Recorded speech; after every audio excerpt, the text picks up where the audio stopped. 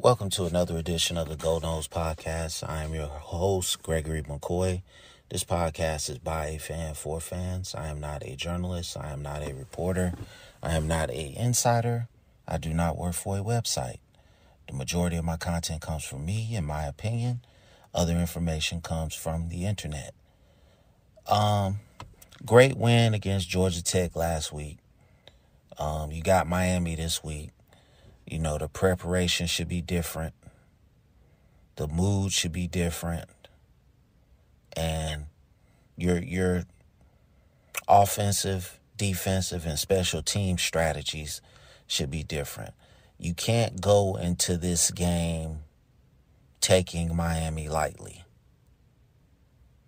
Because like I've said over the past couple weeks, these guys, if Miami is ever going to go all out, if they're ever going to come in with 100% focus, if they're ever going to play as hard as they can, it's going to be this game. So, can Florida State meet the challenge? We'll see.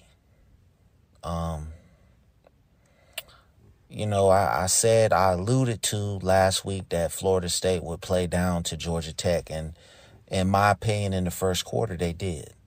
That little red zone play with Tuafili, I don't like that. Okay? That's just being too cute. Okay? You've got a warhammer in Trey Benson. Okay? Line him up behind Marquise and Douglas and pound the football. Okay? You ran that little inside trap play with the tight end. You didn't run it with Douglas. You ran it with Cam McDonald. And you got 6 yards off of it with Cam McDonald. So I just don't understand. And I'm not calling for that play in that inside the 5. Because that's not the right play to call. But a dive play with Marquise and Douglas being the fullback, to me, would have been the right play right there. Now, I'm just saying, Mike Norvell has probably forgotten more football than I'll ever know. But to me, that would have been the right play instead of trying to be cute with a read option or quarterback keeper or some kind of, cute little pass play right there.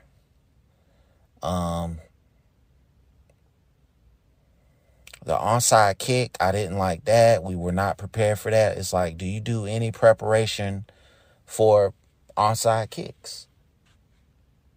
We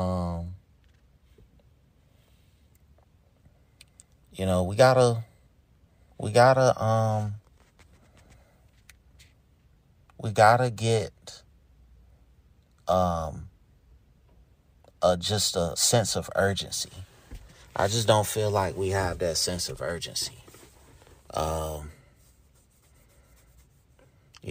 It's Miami week, man.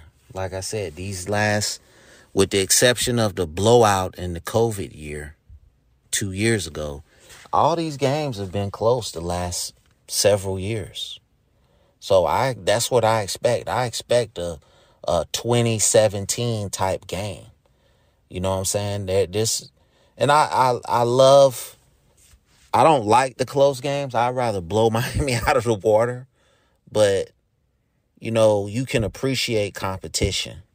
And that's what they're going to bring to the table. So, now that the only team now that I feel like we're going to have an issue with is Florida.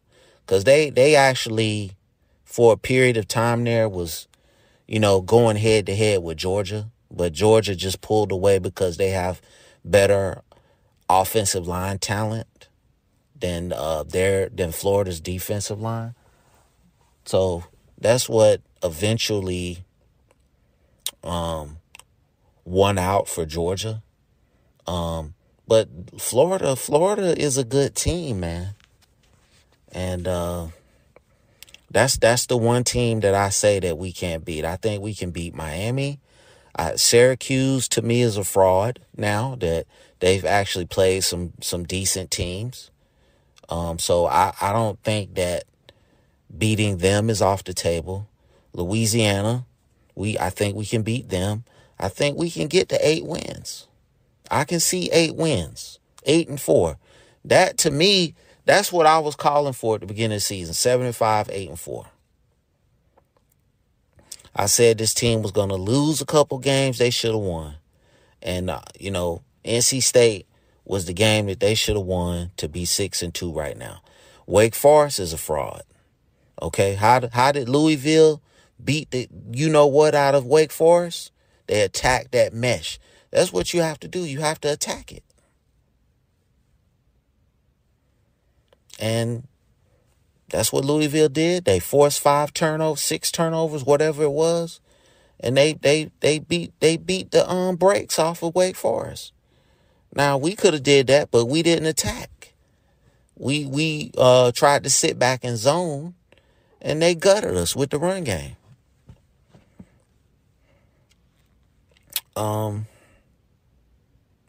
So, we've got a long way to go in terms of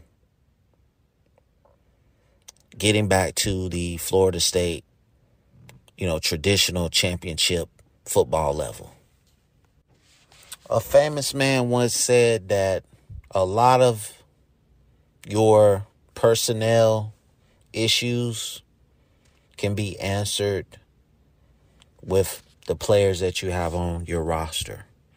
And I'm paraphrasing. He used different words, but it's basically the same meaning. I feel like just from years past that Amari Gaynor can be a great edge rusher. And the fact that you're not using him in that light, I just think that's just something. I would venture to say that he's probably your third best pass rusher. Just from what I've seen, I think Verse is obviously the best. Then Patrick Payton. And then I would say Amari Gaynor. McClendon can't disengage. Briggs can disengage, but he doesn't have the speed to get to the quarterback. And the same thing with Leonard Warner. He can disengage. He's strong, but he doesn't have the speed to get to the quarterback. So Amari Gaynor is 6'3", 240, 235, 240. He can stand up and rush the quarterback. He's an excellent blitzer. So I just don't understand why you're not utilizing him in that role. I mean, from watching him again from years past, I said on many, many episodes, he's not a coverage linebacker. And you guys finally took him out of that role. You guys referring to the coaching staff. He's not good in coverage, but he's a great pass rusher, blitzer. And me personally, I would use him on third downs. Just stand him up and let him rush off the edge. See what happens. Brandon Gant. Okay. Undersized in terms of weight linebacker. He got some playing time in the Georgia Tech game. Looked good. I never said it on the podcast because I wanted to see how he would look as a linebacker, but that was a good move. So I give them kudos for that. Julian Armella. Okay, just go back and watch the tape. Okay, him and Robert Scott played against the same guy, and Julian Armella dominated that dude. Whereas Robert Scott struggled with him. So, I don't know if it's just these last 4 or 5 games that they're going to give Armella a look. and see if he can be the guy next season at left tackle. But to me, he looked good. He looks the part. He looks like he could play for Georgia on the offensive line. That's how he looks to me, in my opinion. I really can't think of anyone else that we're not utilizing that could help us. Just those guys. But I exclude Brandon Gant too, because I think that, they're starting to use him a little bit more. But Amari Gaynor and Julian Armella, I think, could really help this team. Darius Washington, I would say, as an interior lineman. Particularly at center. I think he's a better center than Mari Smith, but that's just my opinion. I think that Darius Washington could be an all ACC type player at guard or center. But, obviously we're getting good guard play and we're getting good right tackle play. And, I'm not saying these guys are bad people or nothing like that. I just feel like you have to put your best players out there to try to win games. That's really the name of, that's why you play the game, to win. You don't play the game to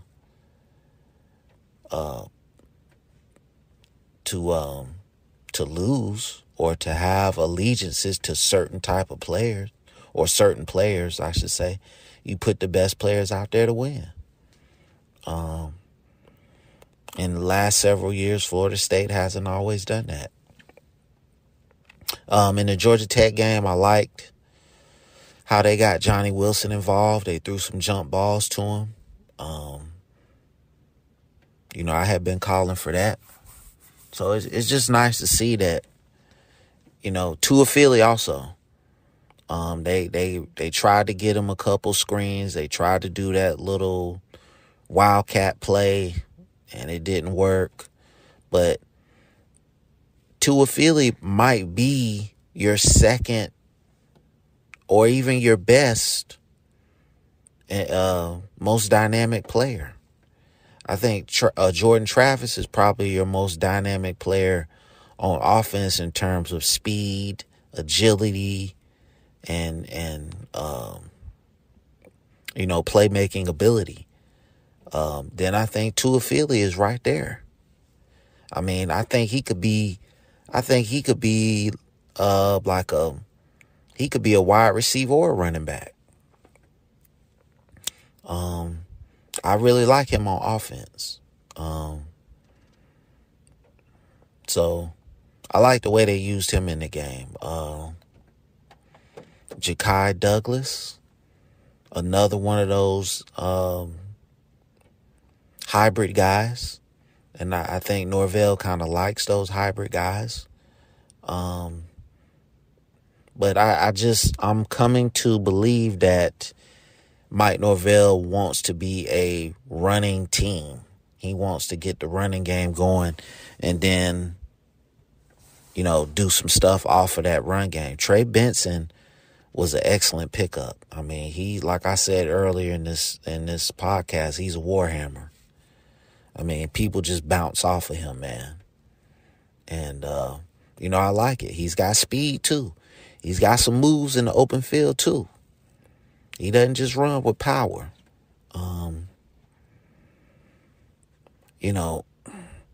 Just looking through some of these social media groups for Florida State, you're already penciling Miami in as a win. And I like I said on the last episode, players are going to pretend like they don't read this stuff, but they read this stuff. And the last thing you want to fill their heads with is complacency. Like, we're just going to walk out there and win because we're Florida State. And they I would hope that they're not that gullible. Miami's going to come out there and put up a unbelievable effort to win that game. They don't want to lose back to back to Florida State. So you have to match that intensity.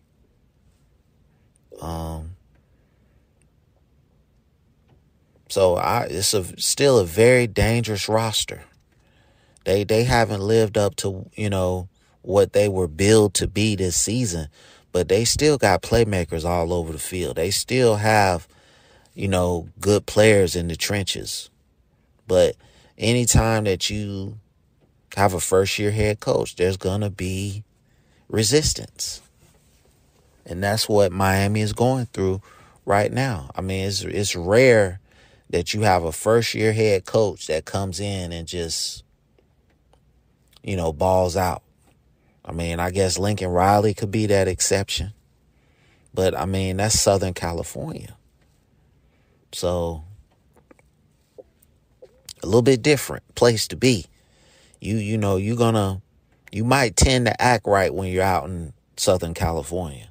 You might want to buy in a little faster when you're in Southern California. So, that's kind of the exception to the rule. But Miami, same type of atmosphere, I guess, but different in a sense. And two different kinds of coaches. The one thing about that coach, and his name escapes me, and it shouldn't, but it does. He's a hell of a recruiter. And I said that earlier, he's going to get guys. So once he starts getting the players, he's going to get better coordinators, and you just look for Miami to be back. I think they're 4-4, right?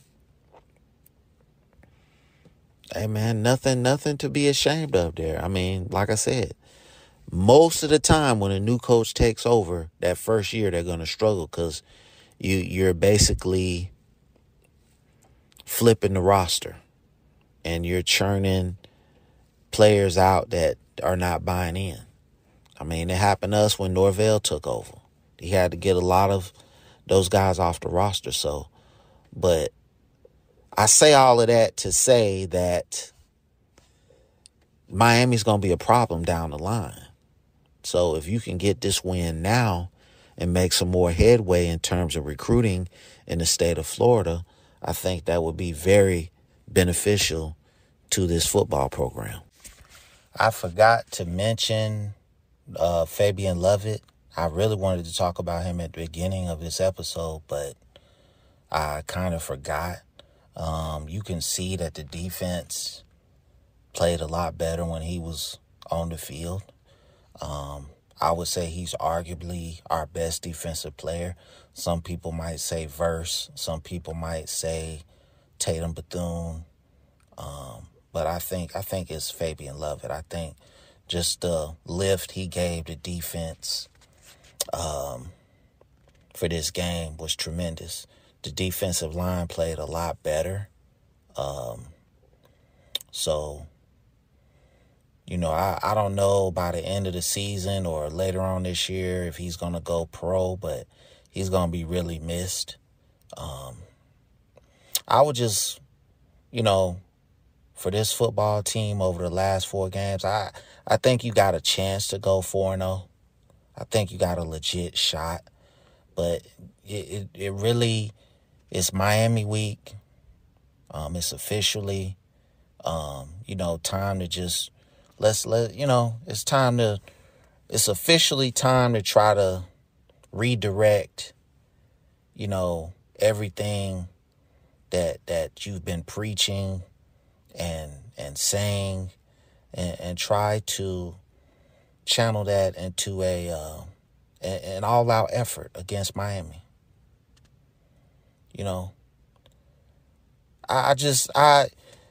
The LSU game was the best game that I had until the end there. When LSU got back into the game, because we let them back into the game. But for 85% of that game, we dominated. And that's the kind of effort that we need. You know, you cannot get caught up in the nonsense. And when I say nonsense, that's, fan hype, media hype, self-hype, NFL draft hype. Like, the goal right now is to beat Miami. And if you good enough, everything else going to take care of itself. So,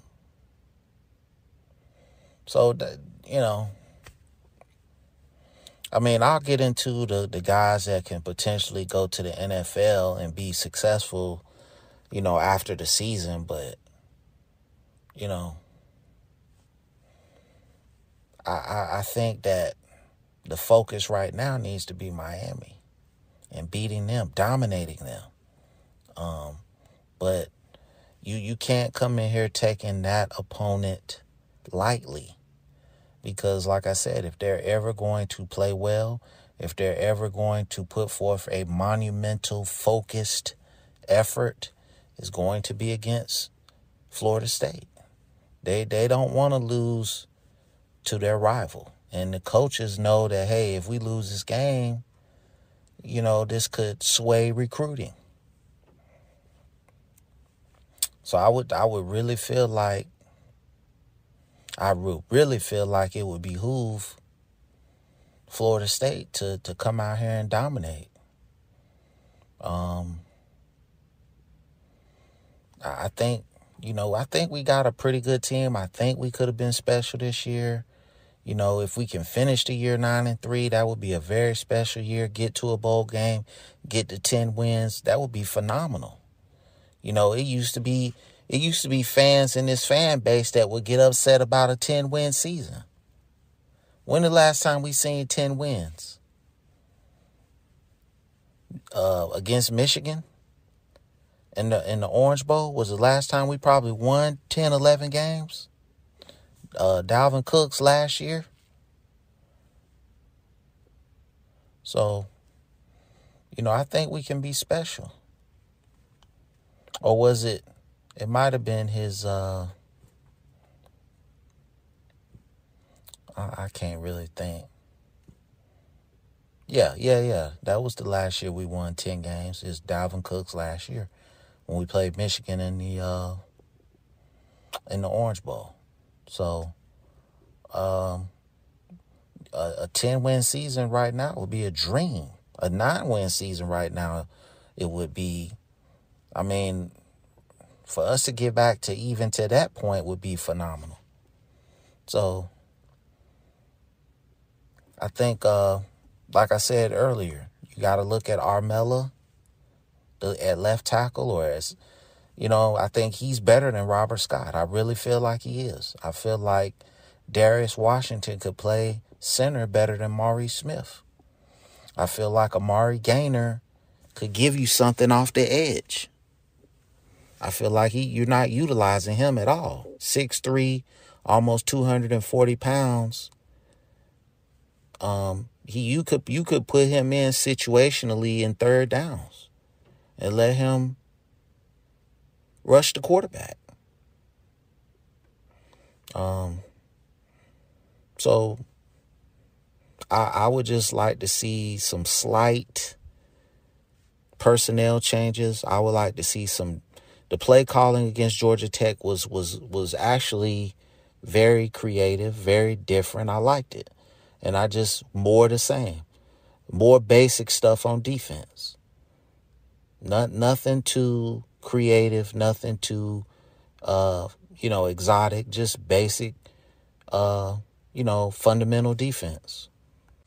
I think when you look back on this season, it's going to be a season of missed opportunity to really have a special season. And when I say special, I mean like ACC championship or playoff. I really felt like after watching the LSU game, if we could have stayed healthy, I think we could have really been special. But, injuries are a part of the game, and you have to, it's the next man up mentality. And we just we just missed on our opportunities. I felt like in the losses, the defensive strategy for the Wake game was, I don't know what the defensive strategy was in the Wake game.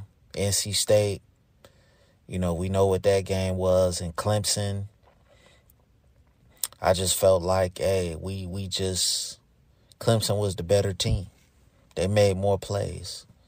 I'm not going to say they have better players, but they were just a better team, and that's just all it was. I think we're closing the gap on Clemson.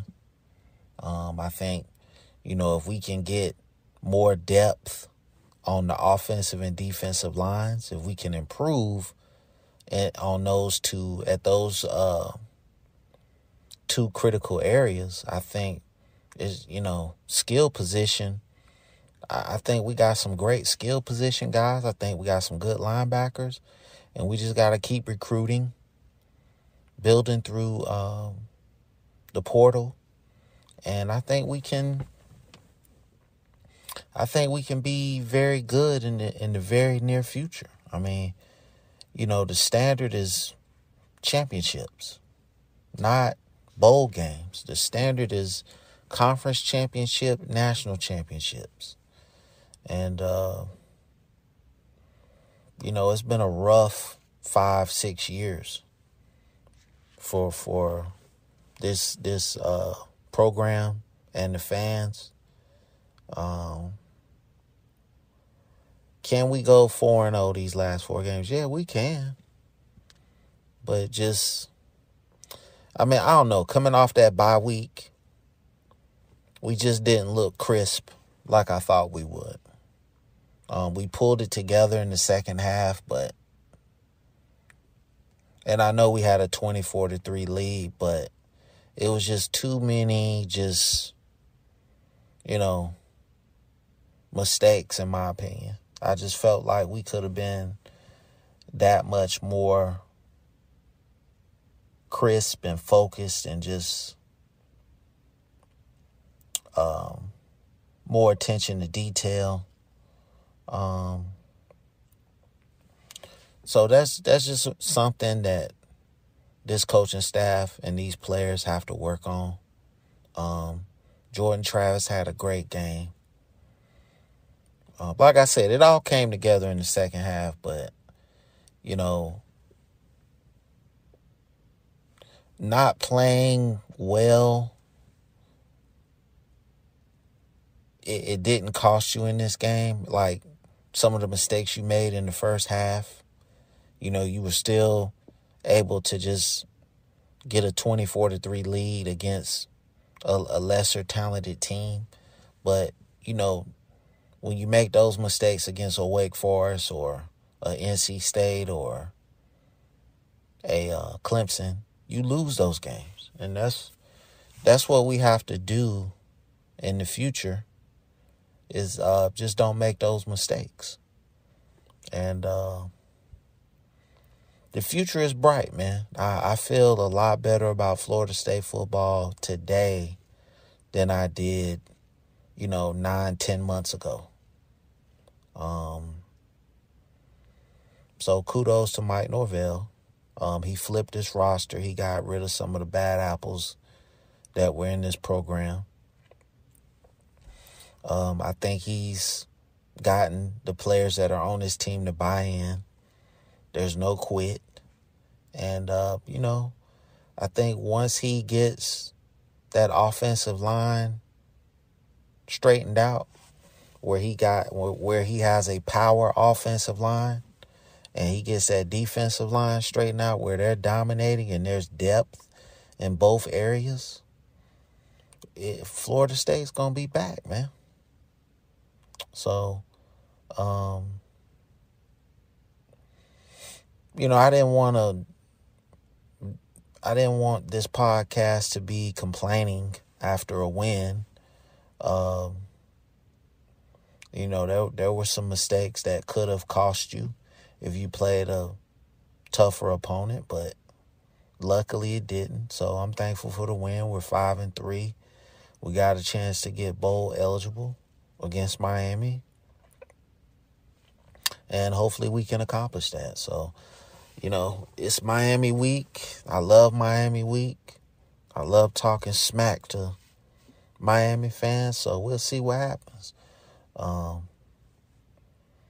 That concludes this episode. I hope you enjoyed it. The podcast is available on YouTube and on all podcast platforms.